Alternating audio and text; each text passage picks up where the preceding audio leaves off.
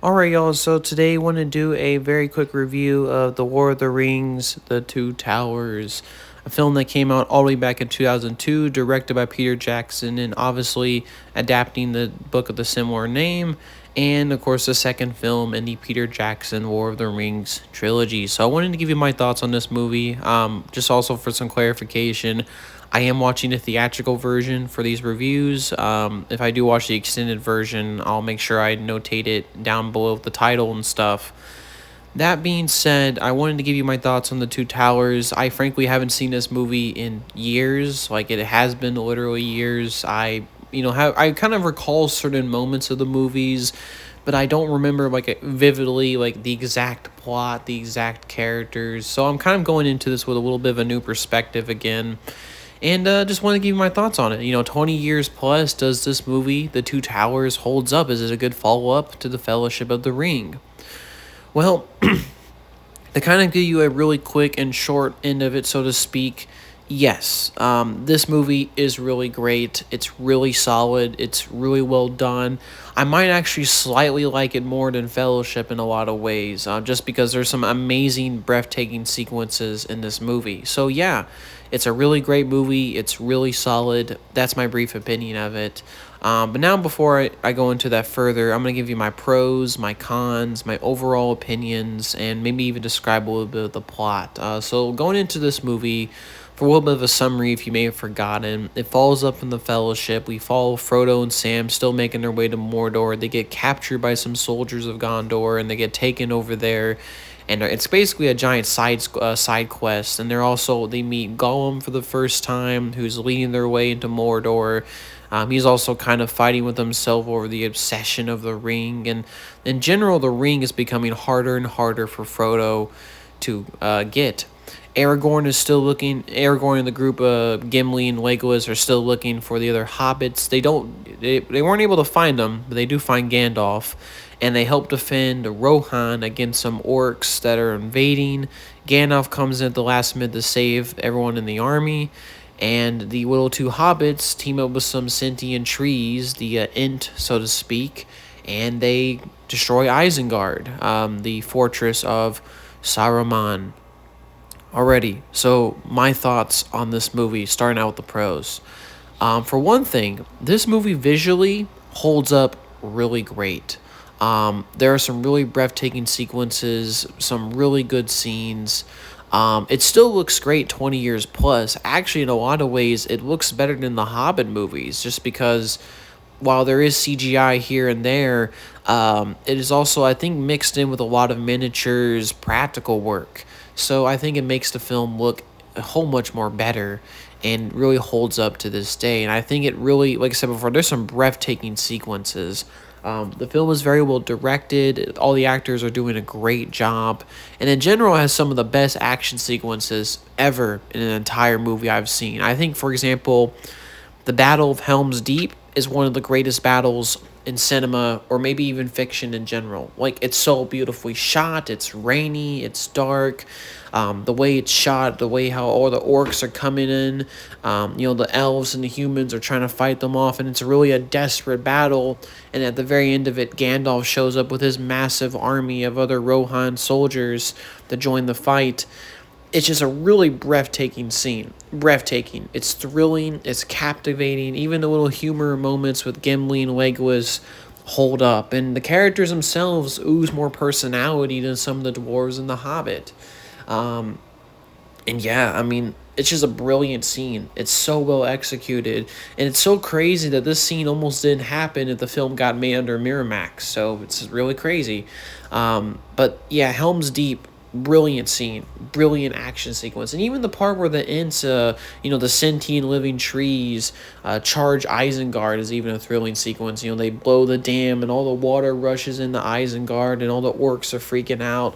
It's a really cool scene. And even that part of it's really well done, well executed. But I don't know, for me, one of the best movie scenes of all time is the Battle of Helm's Deep. I just think, personally, everything about that battle is so thrilling, it's captivating. I mean, like I said, if you have a battle where you watch it and you're kind of like, in a weird way, you feel like you're there, and you want to jump up in your seat when things go right for the characters, you got yourself a really captivating moment in cinema history. So yeah, it's a brilliant scene. I like exploring the really in this movie the evil forces of Sauron and attacking on Middle Earth and Sauron's forces in Isengard. I mean, hence why there's the two towers, the Eye of Sauron and Isengard, both forces attacking Rohan and Gondor and Middle Earth. This movie feels really high stakes. The tension of it feels huge. I mean, in the first movie, it was like that as well, but it was more like the characters were constantly running from a group of orcs. In this movie, you have simultaneously attacks, you have forces, you have armies charging on places. The stakes and the tension feel really high in this movie, and there's many points where like the characters, the whole thing could have been lost for the people of Middle Earth. I mean, there's even a specific moment where Frodo, who was even like I said, being burdened more and more by the ability to wear the ring, or not wear it but carry it to the mountain, almost gets taken by a dark rider. It's really crazy, and like I said, I really like the stakes, the feeling of tension in this film, that I think the first film had to a degree, but I think has even more so in the second film, which I really enjoy personally. There's also many great things. Gollum gets introduced in this movie fully. I mean, he kind of made a sneak peek in the first one, but in the second one he comes into play, and he's really great. I mean, this performance of Gollum is really great. I mean, it's my favorite version of the character in any of the movies, including The Hobbit. I like how there's like a dual personality with himself fighting the Smeagol personality and then the Gollum personality fighting with each other. And Andy Serkis, who did the motion capture and the CGI, or not the CGI, but he did the motion capture and the CGI for him, still actually holds up pretty well today. We've obviously had a huge amount of motion capture and CGI characters since then, and obviously the technology has gotten a lot better and better. But even to this day, I can say that the Gollum in this movie still holds up, and he's really well introduced. He's really well executed. I like all the scenes with him, so that's a huge pro of the movie. I also like Aragorn. I like all the main characters. The action scenes are great. The story is captivating. And I also like the whole Kingdom of Rohan story with this king that, is being weakened by Saruman and people who work with him. Eventually, Gandalf kind of breaks his spell, and, he basically slowly over the movie regains his composure and fights for his kingdom. It shows, like I said, a really interesting arc for that character, and I really enjoyed the whole Rohan stuff in this movie, and I think it's really well built up and well executed. Another thing I can also personally really like about the theatrical versions of The War of the Rings, while these films are 3 hours, they are pretty long. They don't really necessarily feel like it. They're very well paced. They're they're really well paced. There's not a lot of fluff. There's not a lot of tangents, so to speak. It's very much a well executed and tight story. I really like this in the first movie, and I think it continues with the theatrical version in the second movie. I would say that the first movie I think did it beautifully. This film does it really well in terms of pacing as well. It's just I kind of slightly prefer the first movie in terms of its pacing.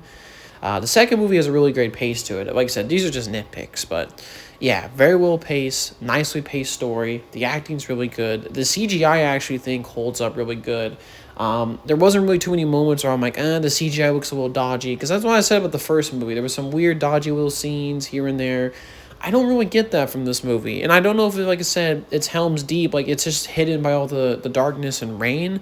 That probably is the reason why, or maybe just there's more detail. I'm not exactly sure they had a bigger budget, but the CGI is really good in this movie. I think for the most part, it holds up. Like, it doesn't really show its age that much. So that's a huge pro of this movie. And I also, like I said, the setting of stakes. I mean, we get a clear idea of what the villains are trying to do, what they're trying to accomplish. Something that wasn't really clear in the first movie, but in the second movie, you get a really, like I said, this tension's building. You really get an idea of what the villains are trying to do. Obviously, hence the Two Towers title. So yeah, really cool stuff, really well executed.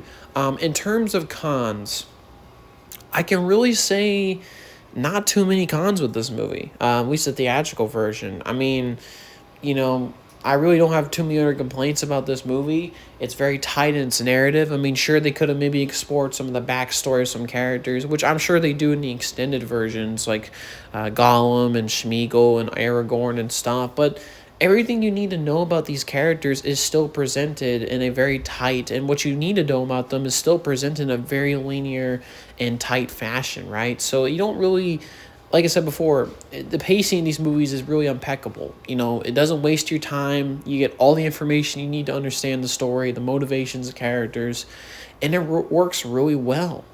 And I mean, like I said, for cons, I don't really have too many complaints. You know, the CGI was a little complaint in the first one for me. For me personally, in the second one, it's not really a problem. I think they really increased it. The quality of it, maybe. I'm not exactly sure, but the CGI, I think, holds up a little bit better than the second one. You know, I really can't complain of too many other things. I mean, you can obviously make fun of the Frodo and Sam scenes. I mean, there are some scenes where they're just like lingering and they look at each other, which people obviously implied as being gay, which, you know, it's a little odd that, like I said before, they're like I said, they're directed to act like that, and the way it's edited, I think it's a real only gripe. I'm not sure why it's edited like that, but I mean, those are minor nitpicks, right? It doesn't really ruin the story at all. The designs in the world and stuff is really cool. I like also seeing how Gandalf, we get to see what happened to him in the Balrog, which is really cool. And yeah, I mean, like I said, there's not really too many other complaints. I'm just gonna be honest here. I mean, maybe we could have got a little bit more backstory on Rohan and stuff, which is something, like I said, maybe the extended version does. But I mean, that's, like I said, just minor nitpicks. Like maybe some additional backstory on certain events and characters and motivations here.